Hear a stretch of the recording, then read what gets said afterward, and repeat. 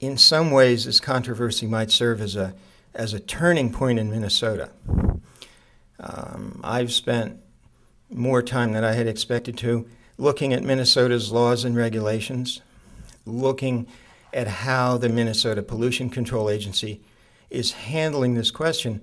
And it's very clear that there's a lot of political momentum in Minnesota towards burning more solid stuff.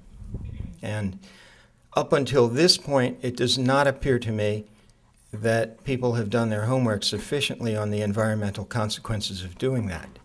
There has been an assumption that if clean biomass was to be burned, that basically taken to mean wood, not contaminated with other stuff, that the emissions would be clean.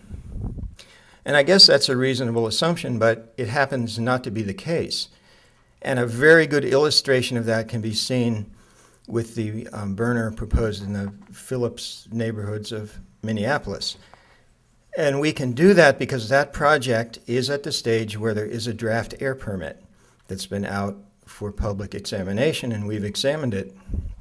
And when you look carefully at the numbers in the permit, they amount to the fact that on the order of 1 million pounds a year of regulated air pollutants would come out the smokestack. That's not including the carbon emissions from carbon dioxide. Now, all of those regulated air pollutants are only regulated air pollutants for one reason, and that is that they have serious health and environmental effects. The proposed burner in Rockton is bigger than the one proposed in Phillips. So I think, in a sense, there's a choice here.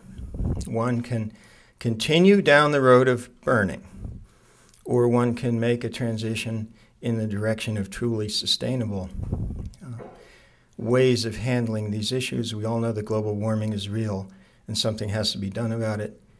Minnesota has passed legislation that addresses doing something about it and has an opportunity to move forward in really meaningful ways. Clearly, the several $100 million that's probably involved in the Rockton project could fund a lot of wind capacity, a lot of solar space heating, a lot of solar hot water heating. The investment could yield great benefits.